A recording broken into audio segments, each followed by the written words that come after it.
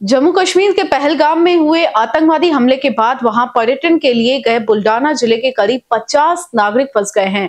यह सभी लोग फिलहाल सुरक्षित हैं, लेकिन हमले के बाद भयभीत होकर उन्होंने घर सुरक्षित लौटने की अपील की है। इसके लिए उन्होंने केंद्रीय मंत्री एवं बुल्डाना के सांसद प्रताप राव जाधव के दिल्ली कार्यालय से संपर्क किया है। केंद्रीय मंत्री के जनसंपर्क कार्यालय द्वारा दी गई जानकारी के अनुसार गृह विभाग की मदद से सभी फंसे हुए पर्यटकों को सुरक्षित घर वापस लाने की दिशा में जरूरी कदम उठाए जा रहे हैं। बताया गया कि बुल्ढाना के वरिष्ठ पत्रकार अरुण जैन के परिवार की 5 सदस्यीय टीम भी जम्मू कश्मीर में है, जो सुरक्षित है। बाकी 45 लोग भी वहां पर अटके हुए हैं और भयभीत स्थिति में हैं। गौरतलब है कि पहलगाम में हुए आतंकवादी हमले में अब तक 26 लोगों की मौत हुई है, जिसमें से 6 महाराष्ट्र के नागरिक बताए जा रहे हैं। इस हमले की शिवसेना द्वारा कड़ी निंदा की गई है। पार्टी का कहना है कि जब केंद्र सरकार की योजनाओं के चलते जम्मू कश्मीर में पर्यटन बढ़ रहा है, ऐसे समय धार्मिक आधार पर देश को बांटने की कोशिश कर आतंकवादी हमले कर रहे हैं, जो बेहद ही निंदनीय है। प्रताप राव जाधव ने भी इस हमले की कड़ी निंदा करते हुए कहा कि बुल्ढाना जिले के सभी पर्यटकों को सुरक्षित घर लाने के लिए हम संभव प्रयास किए जा रहे हैं। गृह मंत्रालय से भी संपर्क किया गया है। फंसे हुए पर्यटकों ने भी मीडिया के माध्यम से अपनी चिंता जाहिर की और जल्द से जल्द घर लौटने की मांग की। प्रशासन की ओर से उन्हें हर संभव मदद का आश्वासन दिया गया है। खरं म्हणजे काश्मीरमधील 370 कलम हटवलं गेल्यानंतर काश्मीरमध्ये संपूर्ण देशभरातून मोठ्या प्रमाणामध्ये पर्यटक हे गरमीच्या दिवसामध्ये काश्मीरला सहकुटुंब सहपरिवार त्या ठिकाणी जात होते आणि पर्यटक दिवसेंदिवस तिथे पर्यटकाची संख्या वाढली होती। पण गेल्या 22 तारखेला पाकिस्तानी अतिरेक्यांनी जे त्या ठिकाणी निवडून हिंदूंवर त्या ठिकाणी गोळीबार केला, जवळपास 26 लोकांचे मृत्यू त्या ठिकाणी गेले आणि त्यामुळे काश्मीरमध्ये बाहेर देशभरातून विशेष करून महाराष्ट्रातून आणि माझ्याही मतदारसंघातून बरेचसे पर्यटक हे आपले सहकुटुंब त्या ठिकाणी गेलेले होते आणि त्यामुळे सगळा संपूर्ण देश हा शोकमग्न होता। सगळा भीतीमध्ये सगळ्यांना होती की आपल्या कुटुंबातील लोक जे त्या ठिकाणी गेले ते कुठे असतील, कसे असतील, त्यांची व्यवस्था काय असेल आणि म्हणून सगळे चिंताग्रस्त त्या ठिकाणी निश्चित होते।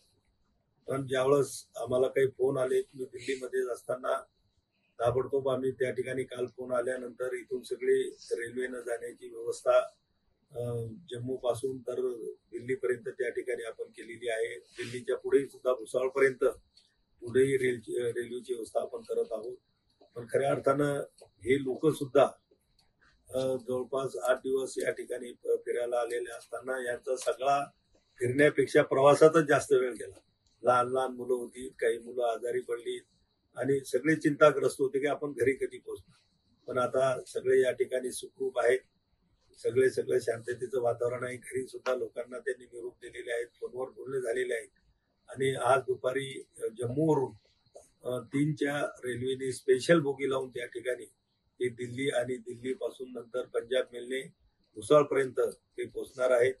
त्यांची सर्व व्यवस्था त्या ठिकाणी झालेली आहे आणि सगळ्यांना कोणीही काळजी करण्यासारखं काही नाही। मी स्वतः सकाळी दिल्लीवरून 9:30 वाजता जम्मूला पोहोचलो, या सगळ्यांच्या भेटी घेतल्या आणि निश्चित सगळ्यांना त्या ठिकाणी समाधान वाटलं आणि आपल्याच मतदारसंघातील आपली सगळी लोक या ठिकाणी अडचणीमध्ये असताना माझंही कर्तव्य म्हणून या ठिकाणी आम्ही आलो। सगळे लोक या ठिकाणी सुखरूप आहेत आणि लवकरच ते आपापल्या कुटुंबामध्ये परतणार आहेत। धन्यवाद। नमस्कार, माझं नाव श्रीकांत महल्ले, मी नांदुरा इथे राहतो। आम्ही आमचा टूर गेला होता काश्मीरला 10 तारखेला आणि लँड्स झाला नैसर्गिक आपत्तीमुळे आम्ही तिथे लेट पोहोचलो आणि तिथं नंतर 1 दिवस फिरल्यानंतर अजून तिथं आपला पहलगामला हमला झाला आणि तिथं थोडं प्रॉब्लेम आला। पण तिथील लोकांनी आम्हाला खूप कॉपरेट केलं, तिथील आर्मी लोकांनी आम्हाला खूप कॉपरेट केलं, आम्हाला कोणत्याही प्रकारचा त्रास झालेला नाही आहे। आणि जेव्हा आम्ही जम्मू आलो तेव्हा आम्ही आमचे खासदार श्री प्रतापराव जाधव यांच्याशी संपर्क केला आणि त्यांनी आम्हाला वेळोवेळी मार्गदर्शन केलं। आता आम्ही त्यांच्यासोबतच आहे। त्यांनी आमची जी ट्रेनची व्यवस्था वगैरे आमची 2 दिवसानंतर जे रिझर्वेशन होती ती त्यांनी आम्हाला आजच करून दिलं आहे कन्फर्म आणि मी त्यांचे माझ्या ग्रुप सर्वकडून फॅमिलीकडून त्यांचे धन्यवाद करतो आणि आम्ही सगळं व्यवस्थित आहे, आम्हाला काही त्रास नाही।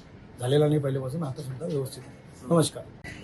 नमस्कार, मी योगेश आनंद इरळकर, राहणार आंबोडा या ग्रामीण भागातला नांदुरा तालुक्यातला एक नागरिक आहे. तसेच काश्मीरमध्ये झालेल्या पहलगाम या घटनेमध्ये आम्हाला जी घटना झाली दुर्दैवी, त्याच्यामध्ये आम्हाला आपले कॅबिनेट मंत्री प्रतापराव जाधव यांनी घडोघडी आमची माहिती विचारून तसेच आम्हाला एक विश्वास दिला की आम्ही तुम्हाला सुखरूप आम्ही घरापर्यंत पोहोचू, आणि त्यांनी आम्हाला सुखरूप आम्हाला इथे भेट दिली. आता आमची त्यांच्या सध्या कॅबिनेटमध्ये आमची मीटिंग चालू आहे आणि ते आम्हाला पोहोचवण्यासाठी तसेच रेल्वे मध्ये सुविधा निर्माण करून देत आहे. त्यांच्यामुळे त्यांचे खूप खूप आभार त्या ठिकाणी. नमस्कार, मी गजानन काळे. माझा मतदारसंघ मलकापूर आहे. मी बुलढाणा खासदार मतदारसंघातला नागरिक आहे. आमचा दरवर्षी फॅमिली टूर हा म्हणजे वर्षाकाठीला असतोच. वर्षाकाठीला असल्यानंतर आम्ही फिरायला वेगवेगळ्या ठिकाणी निवडत असतो दरवर्षाला. त्याच्यानंतर यावर्षी आम्ही काश्मीर निवडलो. काश्मीर निवडल्यानंतर आम्ही 18ला नांदुऱ्यावरून रवाना झालो. मधामध्ये नैसर्गिक आपत्ती, त्याच्यानंतर मानवी अकृत्य याच्यामुळे आम्हाला खूप म्हणजे याच्यामध्ये संकटाला सामोरे जावं लागलं. पण या संकटामध्ये बी आमचा संपर्क साहेबांशी झाला, जाधव साहेबांशी झाला. जाधव साहेबांशी संपर्क झाल्यानंतर त्यानं वेळोवेळी मार्गदर्शन करून, फोन करून आणि आम्हाला वेळोवेळी म्हणजे कुठल्याही हॉटेलची त्याच्यानंतर रेस्टॉरंटची सर्व व्यवस्था लावून वेळोवेळी ट्रॅव्हलची आणि रेल्वेची सर्व व्यवस्था लावून त्यांना पूर्ण आम्हाला सहकार्य केलं. आज बी आमच्यासोबत जम्मूमध्ये ते इथं आमच्यासोबत आहे आणि आम्हाला ट्रेनमध्ये इथं रवाना केल्याशिवाय ते कुठेही हलणार नाही आणि नांदुराला आम्हाला सुखरूप पोहोचवीत अशी पूर्ण आम्हाला खात्री आहे त्यांची. नमस्कार.